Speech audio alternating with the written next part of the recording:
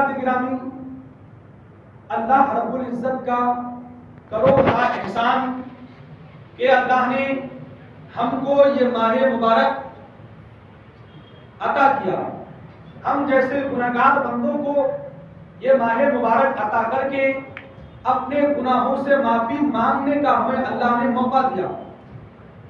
اب وہ بندہ خوش نصیب جو اس ماہ مبارک میں زیادہ سے زیادہ اللہ اور اس کے رسول کی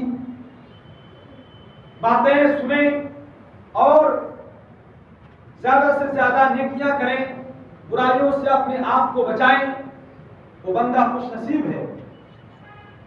اور بہت سارے لوگ ایسے بھی ہیں جو اس ماہ مبارک کو ہلکے میں لے کر ایسے ہی کھیل اور کود میں گزار دیتے ہیں اور انہیں احساس تک بھی نہیں ہوتا. حضرات گرامی، اس ماہ مبارک میں اللہ نے جہاں ہمیں بہت ساری نعمتیں دی ہیں، وہیں پر ہم اگر دیکھتے ہیں تو اسی ماہ مبارک میں حضرت ہماری اور آپ کی روحانی ماں حضرت خدیجۃ الکبریٰ رضی اللہ تعالی عنہا کی وفات بھی اسی مہینے میں ہوئی ہے. 10ویں رمضان المبارک کو حضور صلی اللہ تعالی علیہ وسلم کی پہلی زوجہ محترمہ، پہلی بیوی اور ہماری سب سے پہلی روحانی ماں کی وفات 10ویں رمضان المبارک کو ہوئی ہے. تو حضرات گرامی، اللہ تعالی نے مخلوق کی رشد و ہدایت کے لیے جتنے نبی اور رسول مبعوث فرمائے ہیں وہ سب شان و عظمت والے ہیں، لیکن ان میں ہمارے آقا جناب محمد رسول اللہ صلی اللہ تعالی علیہ وسلم ان تمام نبیوں میں سب سے افضل و اعلیٰ اور بلند والا ہے. سرکار اعلیٰ حضرت اسی کی ترجمانی کرتے ہیں، سب سے اعلیٰ وہ اعلیٰ ہمارا نبی، سب سے بالا وہ بالا ہمارا نبی. دہن میں ہے جاں تمہارے لیے، بدن میں ہے جاں تمہارے لیے، ہم آئے یہاں تمہارے لیے، اٹھے بھی وہاں تمہارے لیے. اور اعلیٰ حضرت فرماتے ہیں کون دیتا ہے دینے کو منہ چاہیے، دینے والا ہے سچا ہمارا نبی. آگے اعلیٰ حضرت فرماتے ہیں خلق سے اولیاء، اولیاء سے رسول اور رسولوں میں اعلیٰ ہمارا نبی. تو سرکار صلی اللہ علیہ وسلم تمام نبیوں میں سب سے افضل و اعلیٰ اور بلند والا ہے. بلکہ حضرات جو چیز بھی سرکار کی بارگاہ میں آ گئی، جس کو سرکار کی نسبت مل گئی، تو سرکار کی نسبت ملنے ہی سے وہ چیز مقام اور شان والی ہو جاتی ہے. آپ کے جسم اقدس کے ساتھ اگر کوئی کپڑا لگ گیا، کوئی زمین کا ٹکڑا لگ گیا، کوئی خاکی بشر لگ گیا، کوئی پتھر لگ گیا، تو آپ کے ساتھ آپ کے جسم اقدس کے ساتھ لگنے کے ساتھ ہی وہ عزت اور مقام پا لیتا ہے. اللہ اکبر. اگر آپ کے قدم مبارک مکہ کی گلیوں میں لگے تو اللہ خود ارشاد فرماتا ہے لا اقسم بہذا البلد، مجھے شہر کی قسم. میں نے اللہ سے پوچھا یا اللہ تو نے شہر مکہ کی قسم کیوں ارشاد فرماتا ہے؟ کیا اس لیے کہ یہاں پر تیرا گھر ہے، یا اس لیے کہ یہاں جنتی پتھر ہے، یا اس لیے کہ یہاں آب زمزم ہے، یا اس لیے کہ یہاں پر مقام عرفات مزدلفہ ہے، یا اس لیے کہ یہاں پر مینا ہے؟ آواز آئی نہیں، بلکہ نہیں، اللہ فرماتا ہے لا اقسم بہذا البلد وانت حل بہذا البلد. میرے بندے تم مجھ سے سوال کرتے ہو کہ میں شہر مکہ کی قسمیں کیوں یاد فرماتا ہوں، تو سنو، میں شہر مکہ کی قسمیں اس لیے یاد فرماتا ہوں کہ میرے محبوب کے قدم شہر مکہ کی گلیوں میں اور اس کی گلیوں میں، اس کے بازاروں میں میرے محبوب کے قدم لگے ہیں. تو حضرات، جب بے جان چیزوں کو حضور کی نسبت سے اتنا مقام اور اتنا مرتبہ مل سکتا ہے، تو ہم تو اشرف المخلوقات انسان ہو کر ہماری عظمت کا عالم کیا ہوگا.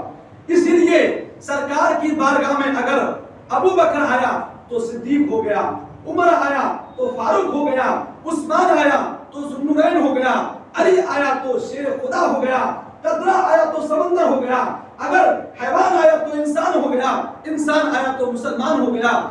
سلمان آیا تو سلمان ہو گیا، سلمان آیا تو سلطان ہو گیا۔ اگر آپ کی زوجیت میں جو خواتین آئی وہ قیامت تک کے لیے تمام مومنوں کے لیے امہات المومنین بن گئی۔ بے مثل نبی نے جب ان کو اپنے سینے سے لگایا، بے مثل نبی نے جب ان خواتین کو اپنا بنایا، جب بے مثل نبی نے ان کو اپنے نکاح میں لیا، اپنی زوجیت میں قبول کیا، ان کو اپنے گھر میں بسایا، تو وہ عورتیں بھی بے مثل و مثال ہو گئی۔ اور قرآن پاک بھی ان کے بے مثل ہونے کا اعلان کر رہا ہے۔ اللہ فرماتا ہے یا نساء النبی کی لستن کاحد من النساء، اے نبی کی بیویوں تم جب نبی کی قربت میں آ گئی ہو تو اب تمہاری حیثیت، تمہاری فضیلت تمام عورتوں کی طرح نہیں، بلکہ تمہاری پہچان اور تمہاری فضیلت تمام عورتوں سے الگ ہو گئی ہے، تمہاری خاصیت الگ ہو گئی ہے، تم تمام عورتوں سے افضل ہو چکی ہو نبی کی قربت میں آنے کی وجہ سے۔ حضرات نبی اولا ہے۔ مفسرین کرام نے لکھا ہے کہ جب جنگ تبوک کے موقع پر سرکار علیہ السلام نے کچھ لوگوں کو جہاد میں، جنگ میں شریک ہونے کی دعوت دی تو ان لوگوں نے کہا کہ یا رسول اللہ ہمیں آپ کچھ مہلت دیں تاکہ ہم اپنے والدین سے، ماں باپ سے مشورہ کر سکیں۔ تو فوراً قرآن پاک کی آیت کریمہ نازل ہو گئی۔ اللہ نے ارشاد فرمایا النبی اولا بالمؤمنین من انفسہم وازواجہ امہاتہم، کیا تم اپنے والدین سے مشورے کی بات کرتے ہو؟ حالانکہ میرا نبی تو مومنین کو اپنی جانوں سے بھی زیادہ پیارا ہے اور ان کی ازواج مطہرات مومنوں کی ماں ہیں۔ اللہ اکبر۔ تو اللہ نے اس آیت کریمہ میں مومنوں کو اپنے نبی کے ساتھ رشتہ کیا ہے، یہ ان کے درمیان رشتے کو اللہ نے بیان فرمایا کہ ایمان والوں کا اپنے نبی کے ساتھ رشتہ کیا ہے، مومنوں کا اپنے نبی کے ساتھ کیسا تعلق ہونا چاہیے، اور نبی کی بیویاں مومنوں کی کیا لگتی ہیں اور ان کے بارے میں کیا نظریہ ہونا چاہیے۔ تو اللہ نے فیصلہ فرما دیا النبی اولا بالمؤمنین من انفسہم، کہ نبی مومنوں کو اپنی جانوں سے بھی زیادہ پیارا ہے۔ لہذا اے میرے بندو تم بھی اسی کو اپناؤ، اسی نظریے کو اپناؤ، تم بھی یہی عقیدہ رکھو، تمہارا بھی یہی عقیدہ رکھنا چاہیے، تمہیں بھی یہی عقیدہ رکھنا چاہیے کہ جب بھی سرکار کوئی بھی کسی قسم کا حکم دے تو بغیر کسی چنو چرا کے، بغیر کسی تاخیر اور دیر کیے فوراً اس حکم کو فوراً تسلیم کر لو، اور بغیر کسی مشورہ کے اس حکم کو تسلیم کر لو۔ کیونکہ تم مکان خریدو تو وہاں پر عقل کا استعمال کرو، زمین خرید لو تو وہاں پر عقل کا استعمال کرو، رشوت لینی ہے وہاں پر عقل کا استعمال کرو، تجارت کرنی ہے وہاں عقل کا استعمال کرو، الیکشن لڑنا ہے وہاں عقل کا استعمال کرو، سلیکشن کرنی ہے وہاں عقل کا استعمال کرو۔ لیکن جب مقام مصطفیٰ کی بات آئے، جب شان مصطفیٰ کی بات آئے، جب آبرو مصطفیٰ کی بات آئے، جب اعلان مصطفیٰ کی بات آئے تو وہاں پر عقل کو نہیں بلکہ عقل کی بجائے عشق کو استعمال کرو، اس لیے کہ بارگاہ رسالت میں جس نے عقل کو پیش کیا وہ ابو جہل ہو گیا، اور جس نے عشق کو پیش کیا وہ ابو بکر ہو گیا۔ اللہ اکبر۔ اس لیے کہ عقل ایک معیار ہے، عقل میں غلط فہمی بھی آ سکتی ہے، لیکن عشق جو ہوتا ہے وہ معیار ہوتا ہے اور عشق پاک ہوتا ہے۔ تو حضرت خدیجہ الکبریٰ رضی اللہ تعالی عنہا یہ ہماری اور آپ کی روحانی ماں، ان کے بارے میں آتا ہے کہ ایک مرتبہ کون خدیجہ الکبریٰ کہ زمانے جاہلیت میں بھی جنہیں طاہرہ جیسے لقب سے پکارا جاتی تھی، اور جب زمانے اسلام میں داخل ہوئی تو تمام عورتوں سے افضل ہو گئی، سب سے پہلے حضور پر ایمان لے آئی، سب سے پہلے ایمان کا شرف جس نے حاصل کیا وہ حضرت خدیجہ الکبریٰ رضی اللہ تعالی عنہا ہے۔ کون خدیجہ الکبریٰ؟ جسے فرشتے بھی سلام کہیں اور خود خدا بھی سلام کہیں. اللہ اکبر.